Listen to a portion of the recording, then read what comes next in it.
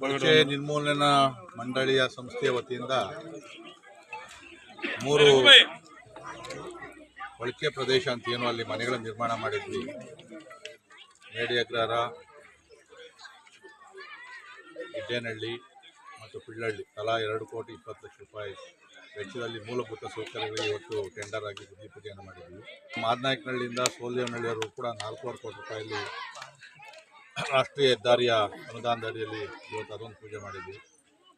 ಈಗ ನಗರೂರ ಹತ್ರ 5 ಕೋಟಿ ರೂಪಾಯಿ ವೆಚ್ಚದ PWD ಕಾಮಗಾರಿ, ರಸ್ತೆ ಕಾಮಗಾರಿಯನ್ನು ಪೂಜೆ ಮಾಡ್ತಾ ಇದ್ವಿ. ಮತ್ತು ಕಡಬಗೆರೆ ಮಾಚವಳ್ಳಿಯಲ್ಲೂ ಕೂಡ 50 ಲಕ್ಷ ರೂಪಾಯಿ ಕಾಮಗಾರಿ, ಒಟ್ಟಾರೆ 18 ಕೋಟಿ ರೂಪಾಯಿ ವೆಚ್ಚದ ಕಾಮಗಾರಿಗಳಿಗೆ ಇವತ್ತು ಚಾಲನೆಯನ್ನು ನಾವು ಕೊಟ್ಟಿದ್ದೀವಿ.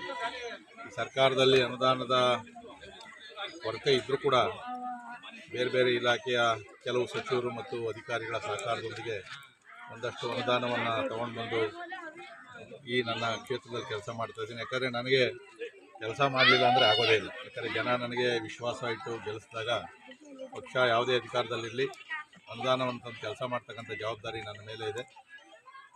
ಇನ್ನೂ ಕೂಡ 30 ಕೋಟಿ ರೂಪಾಯಿ ಅನುದಾನ ಈಗಾಗಲೇ ಟೆಂಡರ್ ಆದಿಯಲ್ಲಿದೆ. ಅದನ್ನು ಮುಂದಿನ ದಿನಗಳಲ್ಲಿ ಅದಕ್ಕೂ ಪೂಜೆ ಮಾಡ್ತೀವಿ. ಮತ್ತು ಈ ಬಡ್ಜೆಟ್ ಆದಮೇಲೆ ಸರ್ಕಾರದ ಕಡೆಯಿಂದ ಇನ್ನೂ ಒಂದಷ್ಟು ಗ್ರ್ಯಾಂಟ್ಗಳನ್ನು ತಂದು ಒಟ್ಟಾರೆ ನನ್ನ ಕ್ಷೇತ್ರದ ಸಮಗ್ರ ಅಭಿವೃದ್ಧಿಗೆ ಮತ್ತು ಬಡವರಿಗೆ ಮನೆ ಕೊಡ್ತಕ್ಕಂಥದ್ದು, ನಿವೇಶನ ಕೊಡ್ತಕ್ಕಂಥದ್ದು, ಇದು ಕೂಡ ಚಾಲನೆ ನೀಡಿದ್ದೀವಿ.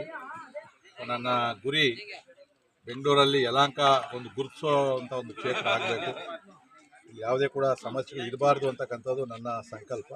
ಆ ಸಂಕಲ್ಪಕ್ಕೆ ಏನು ಪ್ರಯತ್ನ ಮಾಡಬೇಕು ಅದನ್ನು ಗ್ರೇಟರ್ ಬೆಂಗಳೂರಿಗೂ ಈ ಬಡ್ಜೆಟ್ಗೆ ಯಾವುದೂ ಸಂಬಂಧ ಇಲ್ಲ. ಗ್ರೇಟರ್ ಬೆಂಗಳೂರಿಗೂ ಯಾಕಂದರೆ ಅದರಲ್ಲಿ ನಾನು ಕೂಡ ಕಮಿಟಿ ಮೆಂಬರ್ ಆಗಿದ್ದಂಥವನು. ಬೆಂಗಳೂರನ್ನು 5 ಭಾಗ ಮಾಡಬೇಕು, 7 ಭಾಗ ಮಾಡಬೇಕು ಅಂತಕ್ಕಂಥದ್ದು ನಡೀತಾ ಇರ್ತಕ್ಕಂಥದ್ದು. ನಾನು ಕಮಿಟಿಯಲ್ಲಿದ್ದರೂ ಕೂಡ ಅದಕ್ಕೆ ವಿರೋಧ ಮಾಡಿದ್ದೀವಿ.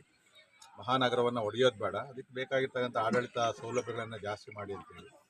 ಆದರೆ ಇವತ್ತು ಅವೈಜ್ಞಾನಿಕವಾದಂಥ ಸುರಂಗ ಮಾರ್ಗಕ್ಕೆ 49,000 ಕೋಟಿ ಅಂತ, ಹೆಬ್ಬಾಳದಿಂದ ಹೊಸೂರು ರೋಡ್ಗೆ 2 ಟನಲ್, ಮತ್ತು ಅದು ಟೋಲ್ 1,500 ರೂಪಾಯಿ ಕೊಡಬೇಕಾಗ್ತದೆ. ಟೋಲ್ ಈ ಕಡೆಯಿಂದ ಆ ಕಡೆಗೆ ಹೋಗ್ಬೇಕಾದ್ರೆ ಕೊನೆಯದಾಗಿ 1,500 ರೂಪಾಯಿ ಕೊಟ್ಟು ಯಾವನೋ ತಾನೆ ಟನಲಲ್ಲಿ 49,000 ಕೋಟಿ ಬೇರೆ ಯಾರೋ ಒಬ್ಬ ಡೆವಲಪರು ಸುಮ್ಮನೆ ಆಗ್ತಾನೆ, ಅವನು ಟೋಲ್ಗೋಸ್ಕರನೇ ಅವನು ಆಗ್ತಾ ಇರ್ತಕ್ಕಂಥದ್ದು. ಇದು ಒಂಥರ ಅವೈಜ್ಞಾನಿಕವಾಗಿ. ಅದ್ರ ಬದಲು ಮೆಟ್ರೋ, ಪಬ್ಲಿಕ್ ಟ್ರಾನ್ಸ್ಪೋರ್ಟೇಷನ್ ಜಾಸ್ತಿ ಮಾಡಬೇಕು.